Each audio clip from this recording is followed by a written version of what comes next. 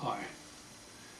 The reason you're probably watching this video is because, like me, you were searching online somewhere for information about your carotid endarterectomy.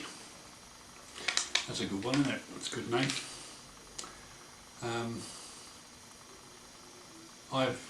I've just had one. I'm going to do this in 3 parts. First bit, I'm going to give you a little bit of history about how I came to be in a situation where I needed this operation. Second bit, I'm going to tell you about what actually happened when I was in hospital. And the third part, sort of where I am now. Okay, so if I start, I'm a 59-year-old male, English. I'm one of 8 brothers and sisters. Of my 8 brothers and sisters, 4 have elevated cholesterol levels. The others are lucky, they haven't. Those of us that have got it from our father. Some of us were lucky to get our mother's genes and they didn't get it. I was always known as the runt of the litter when I was younger. All my brothers and sisters are big. The lightest of them probably 18, 19 stone. The heaviest was on 30. Had another brother who weighed 46.5 stone when he died some time ago now. So they're all big, but I'm not. Well, I weigh 13.5 stone. Anyway, my father died of a stroke when he was 70. My eldest sister had a TIA, that's a transient ischemic attack. You don't know what that is. It's basically a stroke that's only transient. It only lasts 5-10 minutes and then you regain all your functions, and there's no real outward sign that it's even happened. My younger sister, the one immediately below me, she had a massive stroke, full-blown blocked artery, full-blown stroke, total paralysis down one side, everything that goes with it. The mouth, the eye, the leg, the hand, the speech, you name it. This was about 10, 12. So when this happened, I thought, better get myself checked out really. So I went to my doctor and I had a cholesterol test, fasting cholesterol test. And at that point, my cholesterol was about 5.4. Now 5.4 for the uninitiated is a little bit above the acceptable. They like you to be at 5. I'll come back to that in a second.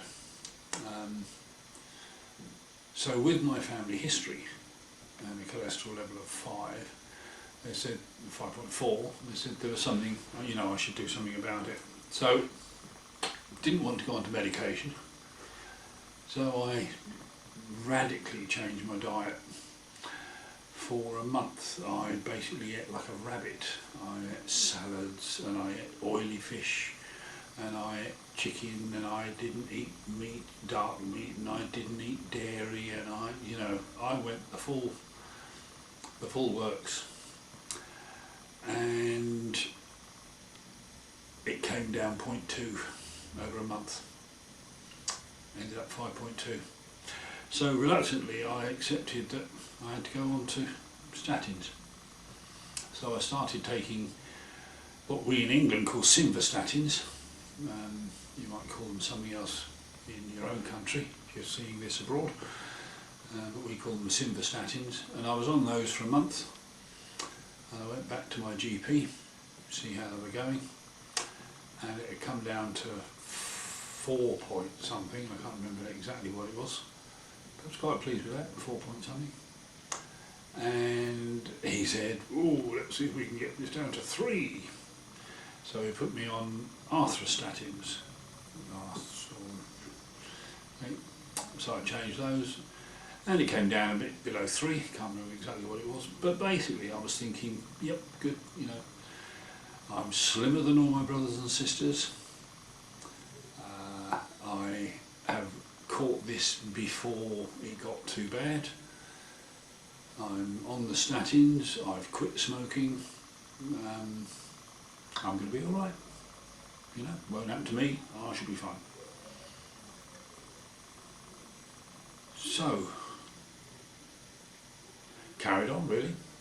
Had regular cholesterol tests every 6 months. Keep an eye on it, and it varied a little. It fluctuated up and down by a couple of points here and there, but on the whole, it stayed pretty much level at around about the 3.8, I think, 4, which was, you know, good. Going back to what I was saying earlier on about where they would like your cholesterol level to be, the way that we measure it in the UK is that we say that 5 is acceptable if you have no history in your family. If you've got history in the family, it depends on what it is, they want to bring it down. So in my case, they wanted it down as low as they could with my family history. So anyway, kept that going for a couple of years, and then my sister, the one with the stroke, she told me she'd had this Doppler ultrasound done on her carotid arteries as part of her routine, you know, sort of monitoring. So I went to my GP and asked if I could have this test done, which they did. A little bit of a shock. Told me that my left carotid artery was between 0 and 25% narrowed. And I've got to be honest, that worried me a bit. 25% narrowed. But they said, don't worry, that means you've got 75% unnarrowed. And I thought, well, you know, they know what they're talking about, so I'll carry on as before, won't worry too much about it, aware that it's there, not going to stress too much about it. So I carried on. And then 2 years ago, we're currently incidentally March 2014, 2 years ago I thought I would have another ultrasound done on my neck, just to see how things were developing really, if at all. You know, keep an eye on things, because I have been good. You know, I've been keeping an eye on the situation. So I had another one done, and this time they said it had narrowed between 25 and 50%. That bothered me big time. 50%. And I was quite concerned. So I actually made an appointment to see the consultant, and went along to see him, and he showed me the little picture that they take of your carotid artery, and there's a tiny little white speck on this thing, and he said, see that? He said, that's the plaque, and nothing really to worry about. And his closing words were, abdominal girth. Keep your abdominal girth under control and you'll be fine. Well, you can't see, but my abdominal girth is not exactly svelte. It's not huge, but I'm not exactly, I don't have a six-pack, more a keg, I think would probably be more to the point. Anyway, as I say, that bothered me a little bit, but I was reassured by the consultant that everything was okay, nothing really to worry about, just don't be stupid. And you know, sometimes you are. Don't know why. I just got stupid. I thought to myself, statins are doing a good job, keeping the cholesterol low, haven't really got much to worry about with the carotids, consultant tells me it's okay, and I got stupid. Started smoking again, started drinking too much red wine, eating the wrong things, too much cheese, too much dairy, everything I knew I shouldn't do. You know, you can be stupid sometimes. I don't know why. Kept saying to myself, I'll stop. It'll be alright. I'll stop soon. Won't be a problem. Everything's alright. Statins are keeping it under control. As long as I stop in time, not a problem.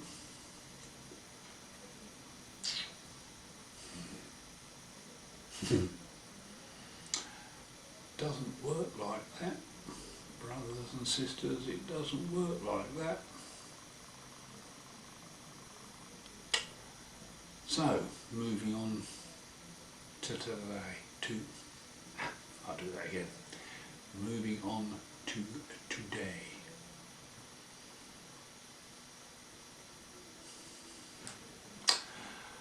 Okay, so step 2.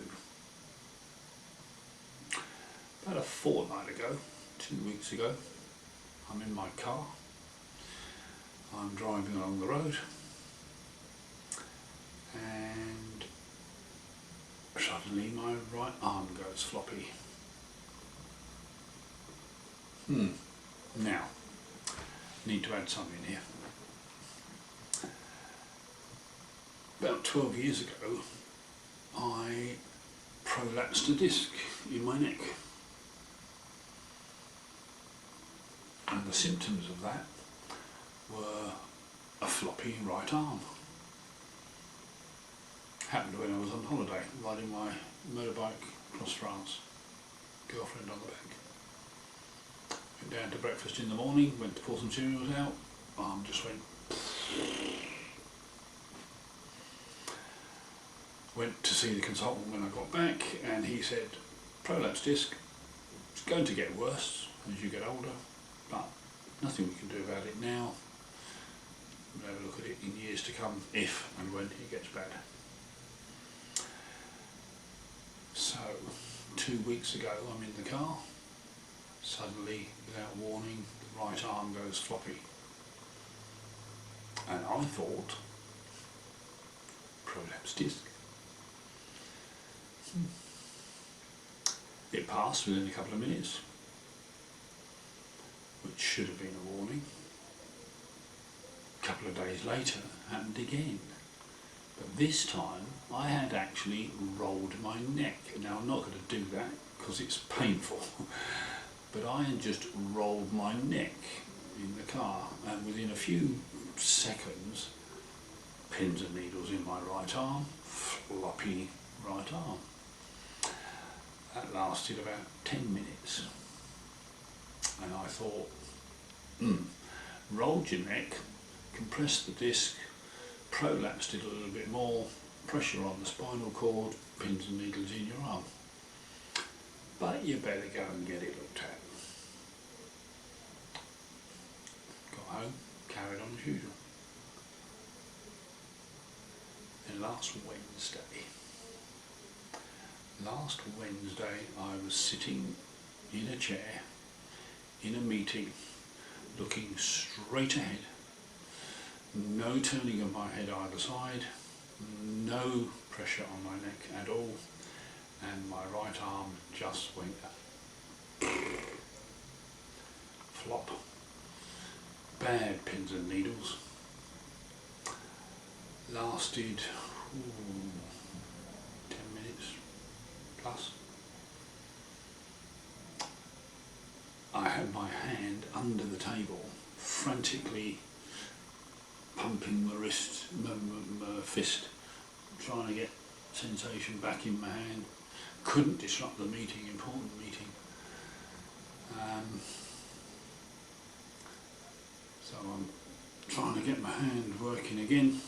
and it was just like blood supply being cut off. You know, you've done it yourself, you trapped a blood vessel, your arm goes cold, pins and needles, can't touch it, really bad, you know, that's what it was like. This went on for 10 minutes, and it passed. Now, a little bit in my head was saying, ooh, that's not good. But the other little bit, like the old angel and devil, you know, the angels, the devil's going, yeah, be okay, you'll be alright, nothing wrong. Angel's going, think you should get this looked at. Anyway, following day I phoned my GP, made an appointment for that evening, and off I went to see him. Now I'm involved in driving.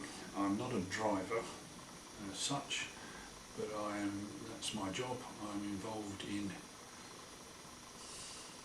a trainer. Okay? I'm a teacher. And driving is my livelihood. And I don't want to admit that I've had a TIA, a transient ischemic attack. Because if I do, I could be in trouble with my work. I work for myself, there's nobody there to support me. So I'm thinking, wasn't a TIA, can't be a TIA. So, I'm breezed into the doctor's surgery. I have not had a TIA, I said. I know what a TIA is. I used to be involved in the care industry, and I've seen plenty of TIAs and plenty of strokes, and I didn't have one. I had none of the other symptoms, no droopy eye, no mouth, no slurred speech, no numbness in the leg, no paralysis, no nothing apart from tingly, tingly, tingly, floppy, floppy, floppy. And I convinced him. I convinced this GP, who I'd never seen before incidentally, I convinced this GP that it was a prolapse disc. And he was dictating a letter to the consultant who I'd seen 10 years ago about the prolapse disc into his little talkie brooch, into his little dictaphone. And he said, "Dear Mr. So-and-so, thank you very much for seeing this 59-year-old gentleman who has presented to me today with symptoms identical to those he had 10 years ago when he came to see you, where you diagnosed a prolapse disc." And I said, well, not exactly the same symptoms. And he said, oh yes. And I said, well, I didn't have the pins and needles 10 years ago. And he went, TIA. And then, brothers and sisters, all hell broke loose. He gave me, I don't know what he gave me some medication, took my blood pressure, listened to my chest, listened to my heart, listened to the words going around in my head, listened to, and said, I'm going to refer you to the stroke clinic. Stroke clinic. Oh my God. Anyway, sends me home. Said I can't drive. Been indoors half an hour and the phone rings. And it's the local stroke clinic from our local hospital. And they say, can you come down in the morning? Don't have anything else to eat. We want to run some tests on you. So, didn't tell the girlfriend. Off I went. Spent all day in there having test after test after test. They took blood, they took my blood pressure, they took an ECG, they took a Doppler of my neck, they tested everything. I'm wandering from department to department, having this test done and that test done, and I'm ticking them off. Yep, that one was okay. That one was okay. 2 of them weren't. On the Doppler, they squirt this gel. I'm sure you've had an ultrasound before. Squirt this gel on you. Run this probe up and down your neck, and you can hear it going. You can hear your blood. Good, it's pumping. And this time she said 50 to 59%. Now this is 2 years from the high level of acceptable 25 to 50 to 50 to 59%, which is not acceptable. But it's at the lower end of not acceptable. So that was one that I wasn't happy with. Then I go back to see the consultant, having done all these other ones, and he said, I'll just take your blood pressure. 180. 180. Now, if I get this right, you have systolic and dystolic.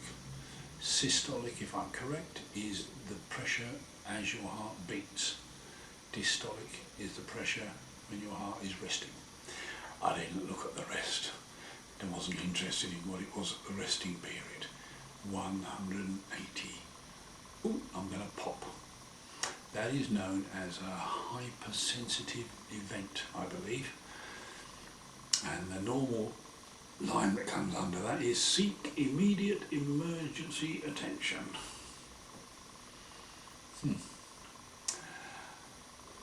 So, done all these tests, and he said, you have had a TIA.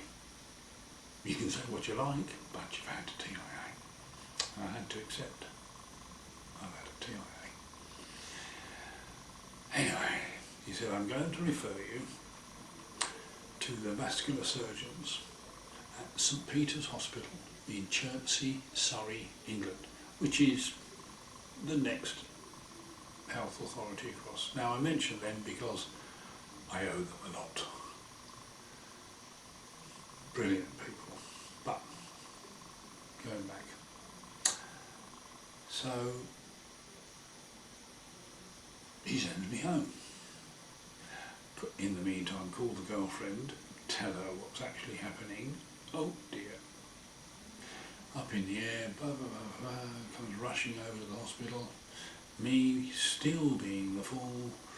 Look at me, I'm okay, there's nothing wrong with me, everything still works, you know, hands, feet, blah, blah, blah, this wasn't like this, everything's fine, I'm okay, don't worry about it, I don't think I've had one, even though I know I have.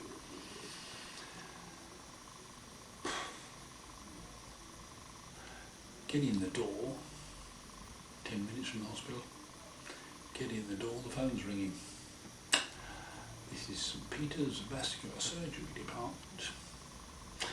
Can you come straight over? We have a bed for you. We're going to operate in the morning.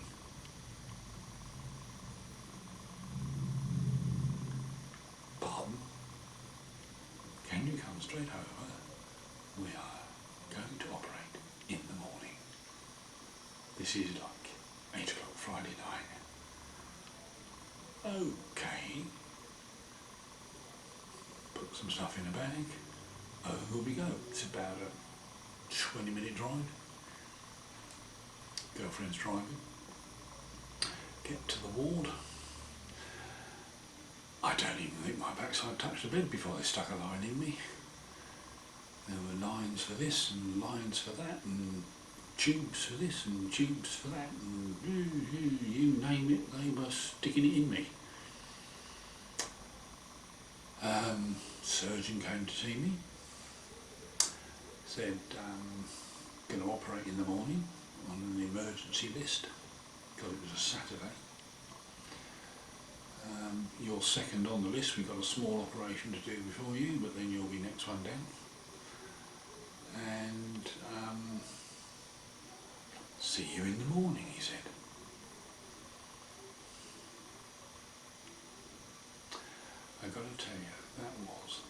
worst night of my life. You're lying in a hospital bed. You've just been told that you're going to have surgery on your neck, that close to your brain, and if it goes wrong, you're going to die. There's a 3% chance you have a stroke during the operation, and they didn't tell me what the numbers were, but there's a good chance you could die as well. That was a rough night.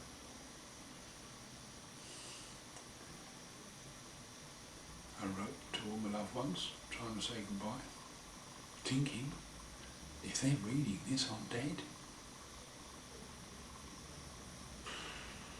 Rough. You think it's easy to do, but I tell you it's not. And that was tough. Everything you do, you think, is this the last time? You look out the window. Is that the last time I'm going to see daylight? Is that the last time I'm going to speak to my girlfriend? My son sent me a text. I'm on my way down, Dad. See you tomorrow. Is that the last communication I'm going to have with my son? Tough. Anyway, following morning, about 7 o'clock, somebody comes along to get me, porter, and says we're going down for an ultrasound. Surgeon wants to have one last look before he actually does it. So wheel me down to this place, and the guy doing it, nice chap,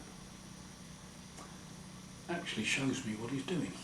Now I'm a nosy devil and I like to know what doctors are up to, you know. So instead of having to like peek around the corner and try and see what the screen says, he says, yeah, have a look. So he showed me. Now bearing in mind I'd had one of these the day before, and the day before it had shown 50 to 59% blockage, narrowing. He showed me it and it said 80%. There's a bit of a difference. They don't normally bother to operate below 70%. This was 80. The way they do it, they take your normal width of your artery, where it's not diseased, they measure the flow of blood through it, and then they measure the flow of blood through the narrowed part. It's called a stenosis, the narrowed part of your artery, and by comparing the two they can tell what the blockage is. And he said, well, I don't know what method they were using back in, I'm not going to name the hospital, but back in the other hospital, he said, but you're 80%. A little bit scary. Now, I noticed in the corner of his little clinic room there, had some motorbike leathers. Now I ride a motorbike. So we started chatting about motorbikes while we were waiting for the porter to come and take me back to the ward. So we're chatting away about motorbikes. And after a while I said, you're stalling, aren't you? He went, yeah. He said, you're not going back to the ward.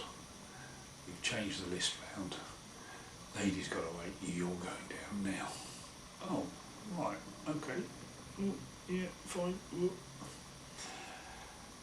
So, find myself being wheeled down to the theatre. Go into the anaesthetic room.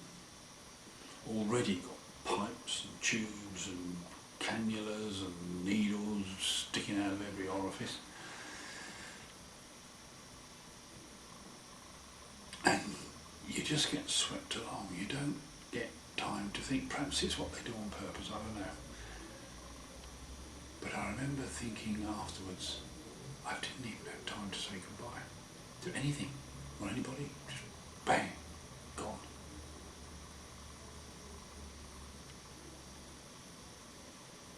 Anyway, a bit later, as you can tell, I wake up. And as soon as I'm coherent enough, which was pretty quick, I can tell you, I thought, do my feet still work? Checked my feet, yeah, they still work. Do my hands still? Yep, my hands work. The speech, asked some inane question, can't remember what it was. Can I see both eyes? Whew, thank God, I survived. But oh boy, was it sore. I just felt that Mike Tyson had punched me in the throat.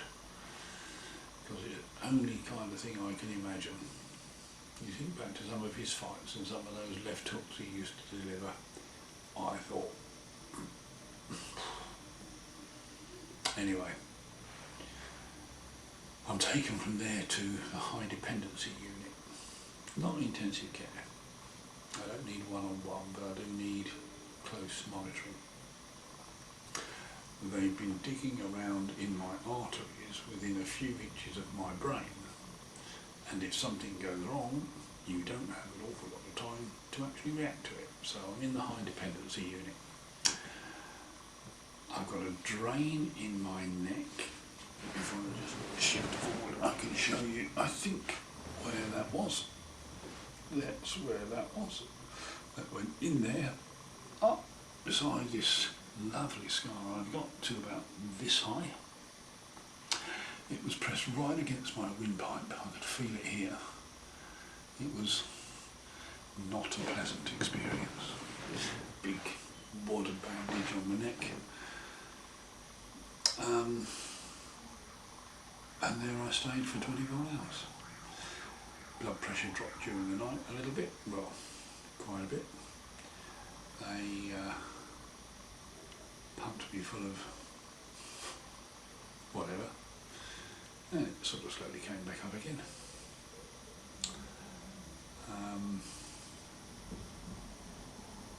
Could not go to the loo. Was absolutely breaking my neck for a pee, but not a drop. Oh, that was painful. Then bearing in mind I've been shoveling litres of fluid into me since the night before. When you put it in, it's got to come out. But when you're sitting in a bed, because that's the kind of bed it was, sitting in a bed, you try peeing. It doesn't happen. It does not happen. The river will not be running tonight, Bishop. Anyway, I'm in there for 24 hours. Surgeon comes to see me following morning. Says he's very pleased with how it all went, and he's got a little present for me, and he pulls a little glass bottle out of his pocket.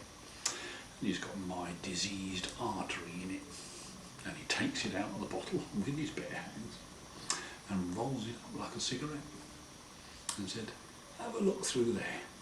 And you could look through and see this tiny little pinprick of a hole that was where all the blood through my carotid artery was being forced, 20%. And I remember looking at it thinking, one breadcrumb. Just one breadcrumb. That's all it would have taken to block that hole, and that would have killed a 13.5 stone man. Like that. I'd be gone. Scary. Anyway, 24 hours in high intensity, whatever it was, high dependency, and then they decide I can go back to the ward. So we'll be back to the ward. And then over the course of the rest of that afternoon and evening, they gradually take all the tubes and the bells and the whistles and everything else off. Now, I'm not good with needles, don't like needles. And so I'm always relieved to get those cannulas out, you know what I mean? Oh, I hate them.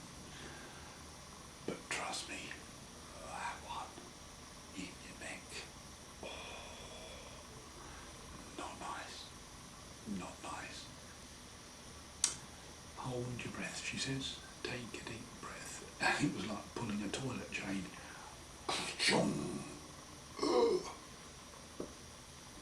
I could feel it go down the side of my windpipe. Not good, not good.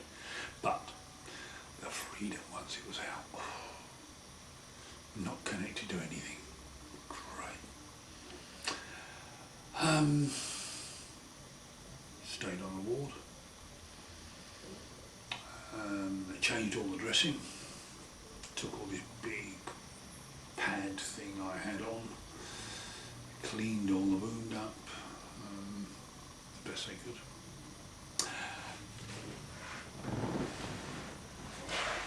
They stitched internally and glued the skin. Super glue. Apparently it's meant to make a neater finish. Not too sure. Girlfriend thinks it looks quite cool, but anyway, got this, as you can see, 7-inch scar from collarbone to the bottom of my ear.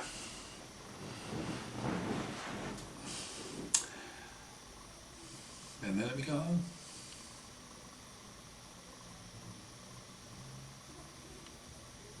Okay. Since I've been home. Okay. First night. Not very nice. Unbelievably sore throat. Bearing in mind, I'd been intubated, tubed down my throat during the operation. But then I'd also had this drain running up the side of a windpipe. Plus, they've been, digging around, planting a few cabbages. So my neck is pretty sore. So the first night, my saliva kept running, and I had to keep swallowing. And by the end of the night, my throat was so sore, just from swallowing. But I couldn't not. What else have I had?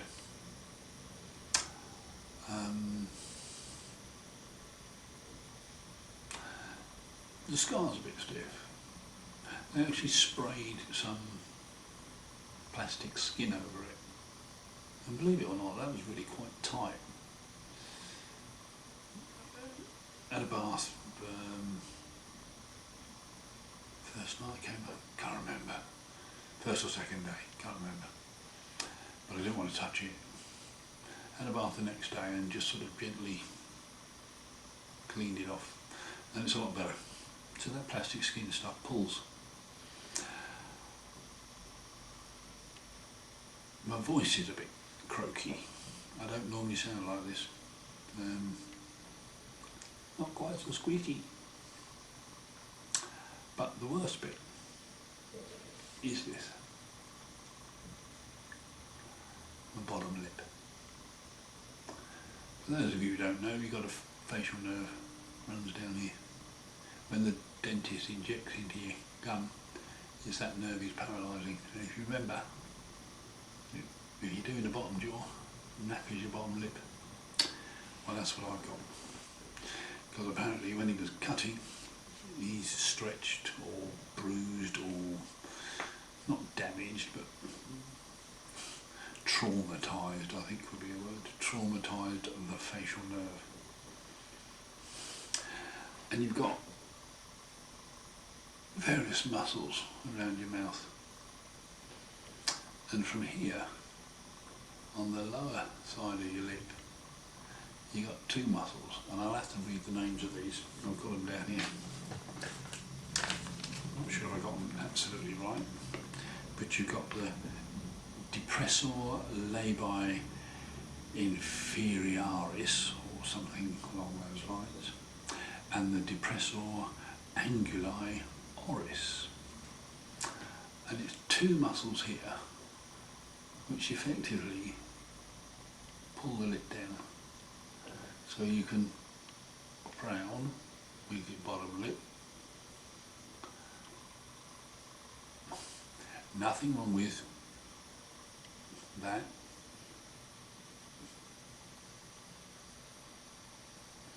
everything else, except I can't do this one. Now I'm told it's only temporary, and I hope it is, because I'm a bit numb through here, and I'm a bit numb through here. I'm at that stage where when the dentist has given you the old needle, you've had your tooth filled or whatever, and you've got home, and it's just starting to come back, and that's where I am. It's there, I can feel it, but I'm having to be really careful because I keep biting the inside of my cheek, and it's so sore. Of course, as soon as you bite it, it swells up, it gets in the way because you know where your teeth are, but as soon as you get swelling, you don't know it, you just keep biting it, and agony. So that is my carotid endarterectomy. Conclusion. Don't be so bloody stupid. I made the mistake of thinking, statins are doing a good job. I've got to worry about it. I'm not obese. I'm not skinny, but I'm not obese. But for the last 2 years, I have been stupid. I started smoking again, but only 10 a day. Started drinking too much wine. 4, 5 bottles a week between the girlfriend and I. Started eating the wrong food, too much dairy. It'll be alright. Statins will do their job. No cholesterol flowing around my veins, thank you very much.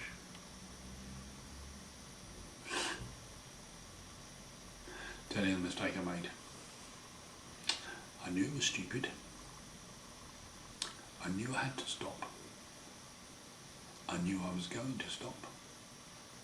But I had no idea that in the space of 2 years, my artery could go from 50% blocked to 80%. 50 to 80. And the truth is, if I had not had these transient ischemic attacks, I'd be dead. So the moral, if there is one, you don't know everything. You might think you do, but you don't. The medicos are better qualified than you are to tell you what's wrong. You have to trust them.